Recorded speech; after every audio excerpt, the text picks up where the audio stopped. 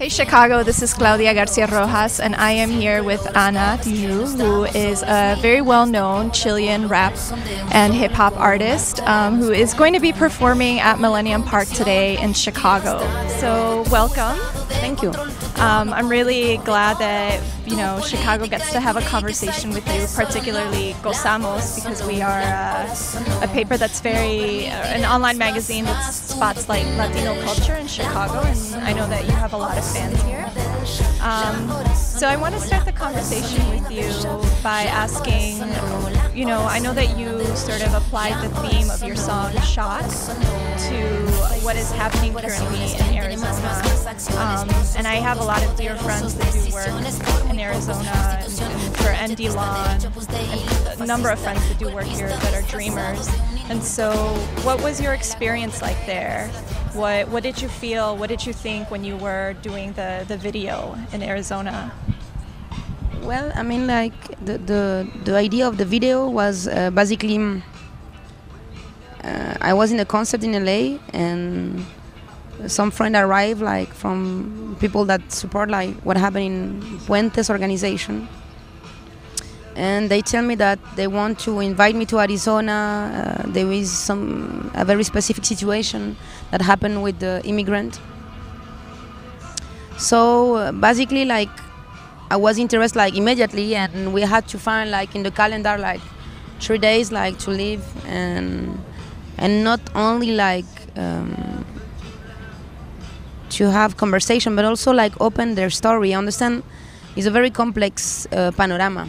So they offer me like to make a video and use, of course, the platform that I can be like to not forget what is happening. So I say, of course, like let's do it. So we made this video in Arizona, and they proposed, I think, chalk. I think so. I'm not sure, but I almost. So and I feel that at the end is like the problem of mayoritariamente Mexican community is a problem of our people also, of our countries, and the problem of immigration. And we can be blind, like that's what they're going to apply in the rest of North America. Mm-hmm. So it was super important, I think, for me and the rest of the group to go and meet them. Okay. Did you have a lot of time to collaborate or to talk to people who are part of the movement while you were there? Well, the time that we can have under our tour, because we come from so far away. Right. So everything is expensive for us. We're trying to do the best with time. Yeah. No, that's completely understandable. I also want to talk to you particularly about, sort of how your lyrics or how your work has changed, or maybe your identity from the group that you were previously a part of to doing solo work. Do you feel that you have changed in any ways? Do you feel so?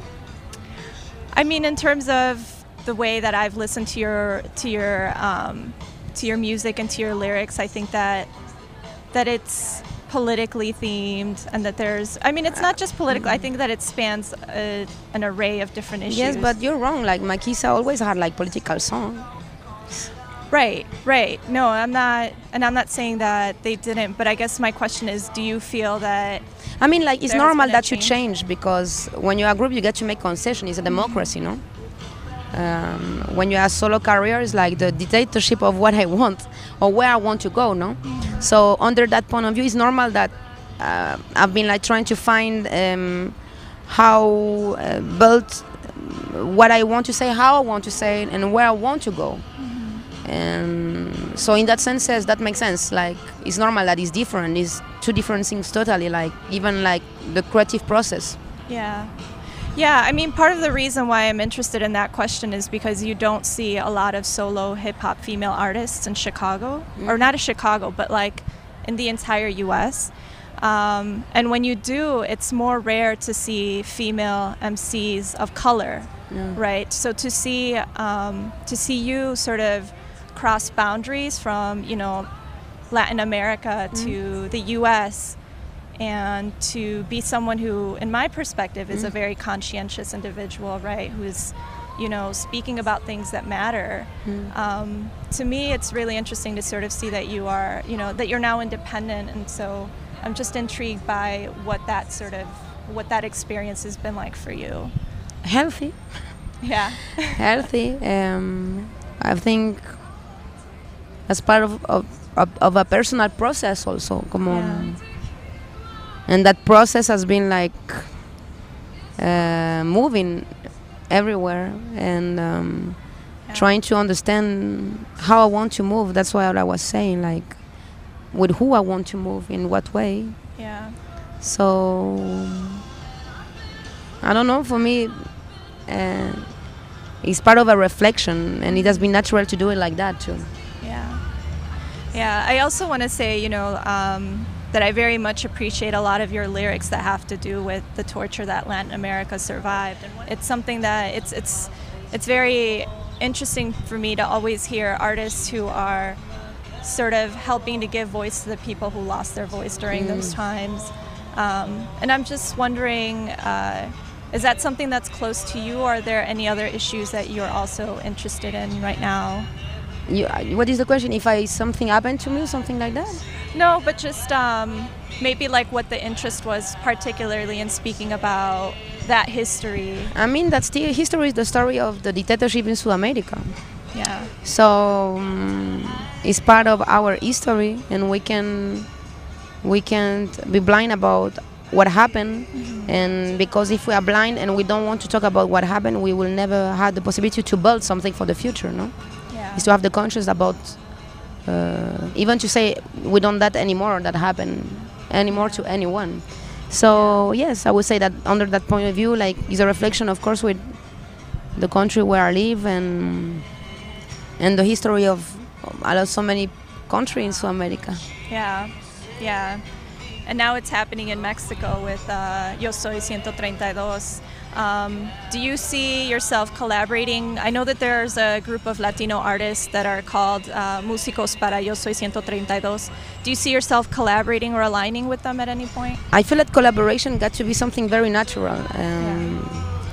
I didn't know about that artist, but why not? But for that, I feel that also, like, that's what I was saying, a very thin line between do something because you feel it and use what is happening for your career. So we got to be super, like, careful with that. Yeah, no, and I think that it's great that you're saying that, because I do feel that there are a lot of artists that co-opt political issues or moments in history to then sort of help their careers take off. So it's nice to hear that you're very sort of conscious about the process of what you sort of align yourself with. We got to be aware, aware. It's complicated, but we are trying to at least to have a reflection about it. Yeah, that's great. So one of the last questions I want to ask you is it's also sort of based on an experience of my own. I used to live in France, and if I understood correctly when reading your bio, you were raised in France.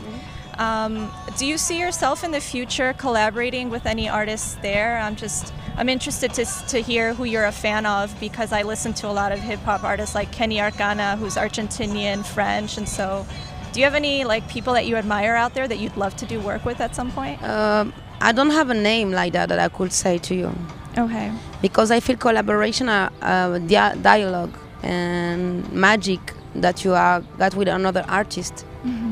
And that happen or not happen. So I don't have one name, because I don't want to be close to the possibility to find one artist that perhaps is not so famous. But touch you. So I don't have one name, or I feel it's dangerous also that, because like, it's got to be natural, like, go with the flow.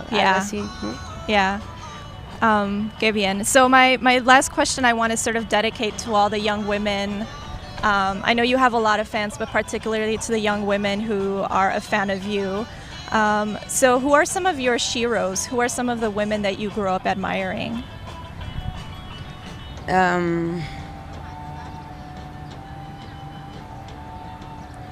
It's super cliche what I will say, but I will be a liar if I don't say it. I will say my mother. I don't like the word hero, because if I say hero, that's so much Hollywood for me. But I will say why I admire her, because I felt that she never lost her dream and the reason why she's fighting. And because I see her on her feet, sometimes super tired, and but I still see her like strong and have a reflection with the world. And I see so many people of her generation that at the end like lost that reflection when you can have a very good money perhaps for any kind of reason. So I would say that not my hero, but yes, somebody that have been like for me looking, and I still looking, and to who asked advices. Yes, it will be my mother. It's great to hear. Well, de nuevo muchas gracias. Gracias, hermana. Por la entrevista. Lo apreciamos mucho. Gracias. La hora sonó, la hora sonó, la hora sonó, la hora sonó, la hora sonó.